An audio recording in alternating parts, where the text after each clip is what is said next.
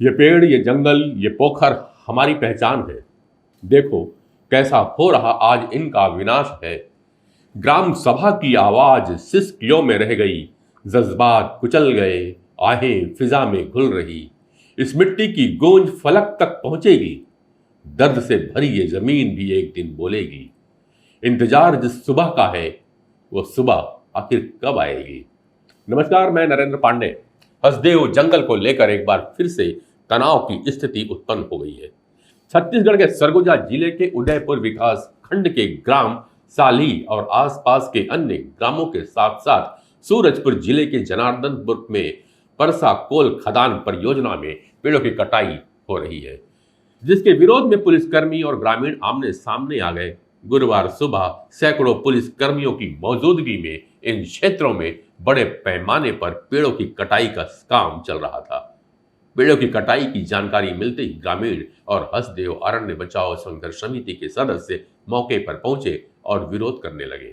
16 अक्टूबर की सुबह से ही छत्तीसगढ़ पुलिस के सुरक्षा घेरे के साथ पूरा सरकारी तंत्र भारी मशीनों के साथ प्राकृतिक साल, चार, महुआ, बीजा आदि वर्षों पुराने हजारों पेड़ों को धाराशायी करने में लग गया।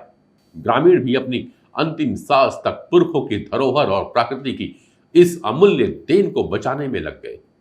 खबर मिली कि मौजूद अधिकारियों से बातचीत के दौरान हसदेव अरण्य बचाओ संघर्ष समिति के सदस्यों ने पुलिस पर हमला कर दिया। मौके पे मौजूद लोगों ने तीर, धनुष, गुलेल और पत्थर से हमला किया था। 2 पुलिसकर्मियों को तीर लगने की भी जानकारी सामने आई।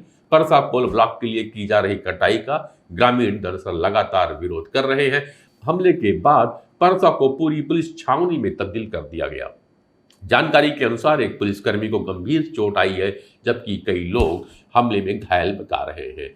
गंभीर चोट वाले पुलिस को रायपुर के रामकृष्ण अस्पताल में भर्ती किया गया है, जहां उसका इलाज जारी है। इस घटना के बाद ग्रामीणों के बीच में आक्रोश हो गया। सूत्रों के अनुसार लगभग 6000 पेड़ों की कटाई की जानी है, जिसमें से लगभग 140 हेक्टेयर जंगल का सफाया हो जाएगा, ताकि परसा कोल ब्लॉक का काम शुरू हो सके। बता दें, जिस जंगल का विनाश किया जा रहा है वह हसदेव का हिस्सा है, जिसे बचाने स्वयं छत्तीसगढ़ विधानसभा ने सर्व अनुमति से संकल्प लिया था। भारतीय वन्य जीव संस्थान ने चेतावनी दी थी कि यदि खनन की इजाजत दी गई तो मानव हाथी संघर्ष प्रदेश में विकराल हो जाएगा और छत्तीसगढ़ की पहली महिला दलित सांसद स्वर्गीय मिनी माता के नाम पर बना बांध भी खत्म हो जाएगा, जिससे किसानों की 6 लाख हेक्टेयर जमीन सिंचित होती है। यहाँ की ग्राम सभा की भी कोई सहमति नहीं ली गई। जिला कलेक्टर और अदानी कंपनी ने मिलकर ग्राम सभा के फर्जी कूट रचित प्रस्ताव तैयार कर स्वीकृति हासिल की है, जिसका खुलासा छत्तीसगढ़ राज्य अनुसूचित जनजाति आयोग की सुनवाई में हो गया था। लेकिन रिपोर्ट आने से पहले सरकार ने भारी पुलिस बल भेजकर जंगलों की कटाई शुरू करवा दी। सरकार समर्थित लोगों का कहना है कि अडानी ग्रुप छत्तीसगढ़ में केवल उद्योग ही नहीं कर रहा, बल्कि वहां के स्थानीय मुद्दों को सशक्त बनाने के लिए शिक्षा, स्वास्थ्य, रोजगार के नए अवसरों के साथ ये परियोजना स्थानीय विकास को भी बढ़ावा दे रही है।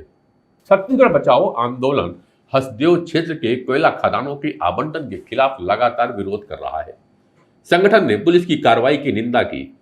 सीबीआई के संयोजक आलोक शुक्ला ने कहा कि सीबीआई राजस्थान को कोयले की आपूर्ति करने और अडानी के कारोबार का विस्तार करने के लिए हसदेव जंगल में एक नई खदान परसा कोयला ब्लॉक को जबरदस्ती खोलने के लिए निहत्थे ग्रामीणों पर लाठीचार्ज और दमनकारी कार्रवाई कर रहा है, जिसकी हमारा संगठन निंदा करता है।